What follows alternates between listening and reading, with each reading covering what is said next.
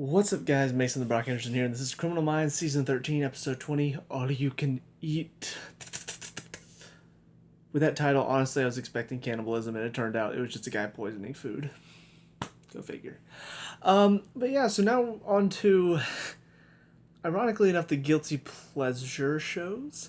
Whenever I was getting back into this, I was kind of looking at all the shows that I had to get caught back up on. And just looking, I don't know, I kind of went down the list. Like, I went through all my playlists. And I was like, all right, so let's see. This season I stopped. This season I stopped. And it just so happened that I went Gotham and then, The Blacklist and The Walking Dead. And then well, I do still have Timeless, and I actually did find the second season. I'll get to that. But yeah, I was going through and I'm like, oh, look, the CBS shows. Because let's be honest, if you're going to watch a show for high intensity, high drama, like just really gripping stuff, you're not going to turn on CBS. I cannot think of a single show. Elementary was at one point, but even that show went off the rails. Most of these CBS shows, they're just guilty pleasures, or they're just kind of fun little romps. Like NCIS is just a fun little romp to me. Criminal Minds is not a fun little romp because obviously it's very dark stuff, but it's not nearly as hard hitting and intense as some of the other shows. You wouldn't think of it like The Blacklist or like The Walking Dead. So yeah, when I was looking into these shows, I'm thinking, okay, yeah, little fun, lighthearted stuff after the hard hitting stuff from The Blacklist and Walking Dead, and yeah, so just trying to get back into it. Ironically enough, and this is just I know going off on a tangent before I talk about the actual episode. But I decided to get CBS All Access because I knew I was going to be watching a lot of CBS shows, including Criminal Minds, NCIS, Bull, Elementary, probably if I can stomach another season of that. And so I was looking, and I went ahead and got it because I'm just like, yeah, I'll need it. And I looked at Criminal Minds, and I'm thinking, all right, so I stopped season 13. They only have season 15. Okay, we'll go Netflix then, because that's why I was watching everything else on. I'm like, all right, let's see if Netflix has it. They only have till season 12. So yeah, basically, I'm having to pay for the last three episodes of season 13, and then all of season 14 for Criminal Minds, because for some reason nobody has it. I'm having to buy it on Amazon Prime. I'm like, good God, this is ridiculous. So, anyways, with that being said, I do feel like there's maybe a little bit of an underlying, like, ugh, because I'm having to pay extra money just to watch these episodes. And honestly, this one is just a typical Criminal Minds episode. There's nothing really standout fantastic. There's nothing that was like, God, that was awful. I mean, the story is, like I already said, the guy is putting poison in the food. And basically, he was just pissed off at these people. He used to own a restaurant, and then that restaurant tanked, and blah blah blah blah blah. He wants to poison all these people that basically he sees ruined his life. So pretty typical standard episode there. As far as what's going on with Garcia, I liked it. It was good. I will say I don't necessarily. It's hard to sympathize with the whole situation, just because if you haven't lost your parents, it's hard to sympathize with that loss that Garcia is feeling, and you could see it. And one of the things I will say about this show is that for the most part, the core team, the actors are really good, and Garcia, she's always been one that I think Kirsten, or is it Kristen? I think it's Kirsten. But she's always been one that her acting is she's a very emotional actor, and you can see it. And so she does have those scenes where she does have to get more sad and depressed. She pulls it off very, very well. And this was another great example of that because she did have to reach into that emotion again and draw that out again. And if it was somebody that maybe didn't show that emotion very often, I'd be more surprised. But I mean, we've seen Garcia cry a lot because she isn't one of them. She is the more emotional team member. So it wasn't like it was anything spectacular, but it was a good episode for Garcia, I think. Just getting to see her, I guess, be a little bit more not vulnerable. It's not really the right word. It's more getting angry about something, but then realizing that that anger is more at herself, not at the guy that she's directing it towards. The whole situation is kind of a mess. You know, she was out that night that her parents died. She was past her curfew. This drunk driving kid, hits them, kills them, and then she never tells her stepbrother about it. And so this whole time, apparently, it's just been this idea of, oh, that guy that's in jail, it's all his fault. Let's just blame him. When in reality, she has some blame too. And yeah, that guy made a mistake, but so did she. And while he's the one that's responsible for the deaths, she's the one that's responsible for what happened, why they were out in the first place. So I found it kind of weird that she didn't even bother to tell her brother at any point. It seemed kind of un-Garcia of her to keep that just secret. And so I'm kind of curious to see if they're going to continue this story at all, or if this is going to be like they talked about it and then maybe an episode next season we'll see her stepbrother again and they're on bad terms still or something. I don't know. That's the thing about Criminal Minds, is that oftentimes what happens in one episode doesn't always carry over into the next one. So it's kind of just like, oh, that was interesting. And then next season, whenever you're watching, you're like, oh yeah, I remember that episode where they had that fight because of what happened and she got the guy out on parole. So, it's like I said, CBS, not very hard hitting drama. It's more just, fun shows to watch, kind of make it all work. But I don't know. I still enjoy the show. I still have a fun time watching it. We are 2 episodes away from the finale, so I am excited to see how the season is going to end. Because most of the time, Criminal Minds does do a good season finale. They do end on a good cliffhanger most of the time, or have an intense season finale. So I'll be curious to see how it's going to end, and I'm pretty sure season 15 is the last one. So I'll be really curious to see how the series as a whole wraps up. But anyways, that's pretty much all I have to say about this one, though. Not a whole lot, unfortunately. But we'll see what happens in the next one. I'll see you in just a second. And now episode 21, Mixed Signals. So the few things that stood out to me about this episode. First of all, did that guy not look kind of like Haley Joel Osment?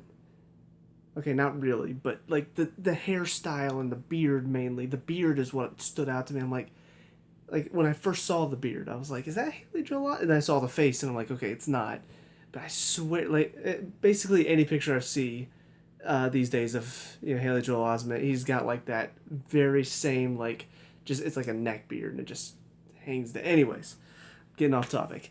But no, the other things that I really did like about this episode though is I like the story. I like the unsub and his story, and it was very well told. And I did like that moment at the end with Alves and Lewis. Just getting to hear some of what Lewis has gone through in the past, hearing how she was able to connect with the unsub, and use some of her own experiences to kind of help resolve the situation. And that is one of the things that I do like about the show, is that you do get to experience the lives of these characters, but not all at once. It's not like we're seeing their lives every single day. Sometimes it just comes in bits and pieces. We know a lot about Tara and her last relationship. I'm pretty sure when she started on the team, she was engaged and it wasn't a good relationship. I don't remember a whole lot about it, but we did know about that one. And so now all of a sudden to find out that she used to be married and that it went horribly wrong. And it was a similar situation where he was the guy was having trouble keeping something under control, and she just said, "Oh yeah, he's got it. He says he's got it. That's fine." And then ultimately it wasn't fine. And so she was able to use that experience to connect with the guy and say, look, I get that you feel responsible, but it's not your fault. And the guy that played the unsub in this one was really well done, because a lot of the time whenever you get kind of a crazy unsub, you don't get to see them acting not crazy. But we got to see some scenes from before he was crazy. And it's happened before. I mean, they've had 13 seasons. Of course, they've had unsubs that go from crazy to not crazy. But whenever it does happen, though, I got to appreciate the acting chops it takes to go from a guy who basically just speaking very robotic, very maniacal through most of the episode, and then just a lot of fits of screaming and all that stuff. But then we get to see scenes of him with his wife before she killed herself. And I don't know. I always appreciate good acting, and that also means I have to draw light to some bad acting. The husband of the first victim in this episode, what was that? you know, like he's on the phone. Stacy, get out of there. Stacy, get out. You don't sound worried, dude. And then even worse, they said they were going to interview him at the police station. I'm thinking, oh God, we get to see him in person. And sure enough, he has to have a scene where he's blowing up on Apprentice about the whole thing. He's like, why don't you do your jobs? And just he looked like a big baby, and I'm like, oh God, oh it was pretty bad. But anyways, overall though, I mean, there's not a whole lot. There's never really a whole lot to talk about with a majority of Criminal Minds episodes. There's just, you got your good stuff, you got your not so good stuff. You got a couple funny moments here and there from either bad acting or just funny story moments. But yeah, it was a pretty good episode. But now we're on to the intense episode. Yeah, the last episode for this season, I'm pretty sure. Yeah, that's right. So yeah, we're gonna hit that one up. Be done with this. I feel accomplished. I feel like I'm getting stuff done. It's weird because I'm just doing YouTube stuff, but I feel like I'm getting stuff done. I'm catching up on these shows, and I'm gonna get started on the new season soon. I'm just, yeah, let's go. Okay. Anyways, with that being said, I'll see you in just a second. And now for the season finale, episode 22, Believer. I was really hooked by this episode. Until the last 10, well, I don't know if it was 10 seconds, but literally probably the last minute of the episode kind of made me go, really? Like, because that's the thing. One of the things that this episode set up really well is this idea of, can we trust Owen? And it was really well done, too. Like, I loved all the different moving pieces. I loved how the team was just like, some of them believed...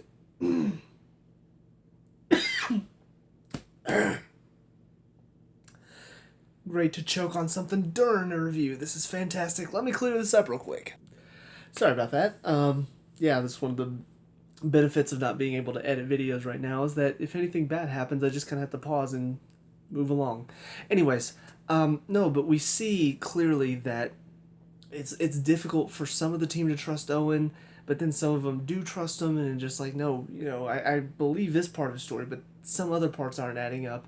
And so just all the different moving parts, it really kept it interesting. And then that final scene, the final build-up, because I was thinking about it too, I was like, the burned fingertips, I had the same thought that Prentice did. It's just like, wait a minute, if that was their initiation, right, then that wouldn't...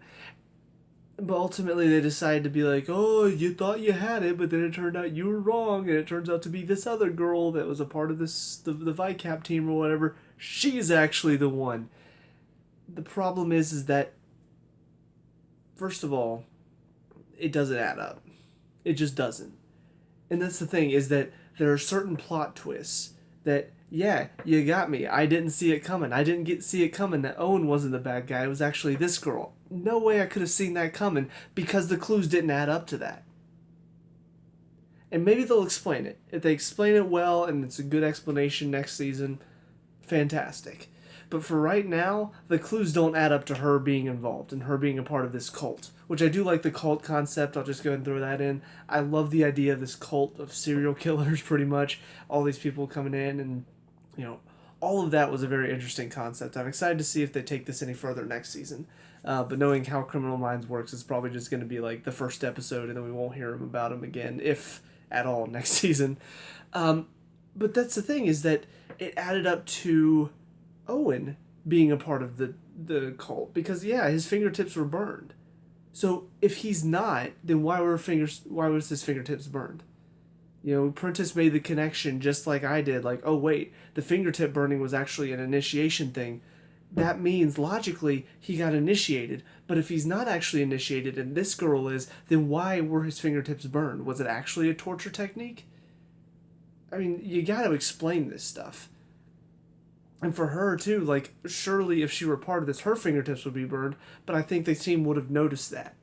Like I feel like they would have, it would have shown that her fingertips were burned. And of course, it could just be that she did burn her fingertips off, but it was a long time ago and it healed. Who knows how long the cult has actually been active? So it's possible, but as far as plot twists are concerned, it feels more like, if you're watching like an episode of Scooby Doo or something, and you get all these clues, like you get a piece of hair that matches the color of this one guy, and then on top of that, you get something that, like a piece of clothing that he's wearing that matches the same guy, and then on top of that, he's the only one that's not in the same place as the ghosts at the same time, and that points to that guy. And at the end of the episode, they take off the mask and it turns out to be some random woman that you saw at the beginning of the episode. It's not a good mystery, and I feel like that's kind of what they were setting up here, is a good mystery, and that's not something Criminal Minds does very often. Most of the time it's just, they're tracking down the unsub. There's no mystery involved of who it is. We know who it is most of the time. It's just about why they're doing what they're doing. What is causing them to be this way, and how is the team going to solve this, and keep anybody else from dying. But this episode in particular felt more like a mystery. It felt like they were setting it up like a mystery. Like, can we trust Owen? And just when you thought you could trust him, it seemed like you couldn't. And I felt like that was a good twist. It was like, oh, wait a minute. Like, once you think about the burned fingertips, like, some people can catch that early on once you realize that's what they're doing. And so it's kind of like, ooh, I've got it. But then they pull the rug out from under you at the very end. It's like, actually, that clue doesn't even matter. This girl's the bad guy. And it doesn't feel right.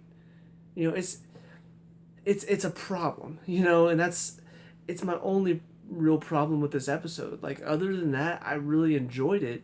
It was just that last ending part really kind of made it all kind of crumble. Because it felt like this is what they were building up to the ending. They felt like they were building up to, how's it going to end? Can we trust Owen? And just when it seemed like you couldn't, all of a sudden you can, and this other person's the bad guy. And I'm like, I don't like how they handled it. Obviously, like I said, all of this could get explained. Maybe the finger burning, maybe it was just a torture thing. Maybe it's not just a part of the initiation. That's just how these people choose to torture. Who knows? This girl, maybe she was initiated a long time ago. Maybe that's why her fingertips have been burned and we just haven't seen it. Maybe there's a lot of stuff going into her backstory that we just don't know about yet, which is fine. But don't set it up like a mystery if it's not actually going to be a mystery we can solve. Don't set it up like, oh, here's all the clues, guys, and then the clues don't matter, which is ironic because, Aisha Tyler's on the show and she hosts Whose Line Is It Anyway, where everything's made up and the points don't matter. But this is not Whose Line Is It Anyway. This is Criminal Minds, where things should matter, clues should matter. It shouldn't be, oh, here's a clue, don't care about that, smack it out of your hand. Oh, let's just show you who it is. So yeah, I had a little rant about that prepared because it's frustrating to me whenever shows do this. Because I've seen a lot of shows do this before. They do this whole thing where they think they're being clever because, ooh, you didn't see that coming, did you? Well, yeah, because you didn't give me any clues for that. You didn't let me in that this could be a possibility. It just happened. With the Blacklist, that's just a good example of everything, that happened the season I just reviewed, where we found out about Raymond Reddington and the bones and all that stuff. Like, that was stuff I could figure out. The clues were leading towards that, and that's how I was able to sort of guess it before we got to the end. I wasn't sure, but I had a good idea because they gave me clues, and the clues added up to this, and then that's what it was. And this, nothing, no semblance of any sort of progression. It was just, here you go. Here's the answer at the end. And of course it does set up for an exciting start to next season. Garcia in danger, Reed sitting there, gun pointed at her. He's got to make the decision. Does he take her to the leader or does he sacrifice Garcia's life? Knowing Reed, he can't just leave Garcia to die. And I highly doubt that's going to be the end of Garcia. It's just, oh yeah, sorry, Garcia, but, I don't want to let her to this cult guy, so I'm going to shoot her, you're going to die, and then, we'll all just go along with our day. So, anyways, with all that being said, though, I am still looking forward to next season. I'm looking forward to seeing the explanation on this. Even though I'm pissed off that they sort of the way they did it, I am interested to see what the explanation is. But until I get to next season, that's about it for Criminal Minds. So, I will see you guys when I see you. If you want to see more Criminal Minds, if you have any thoughts, leave them in the comments, of course, and leave a like and subscribe. All that good stuff, and I'll see you guys next season. Peace out.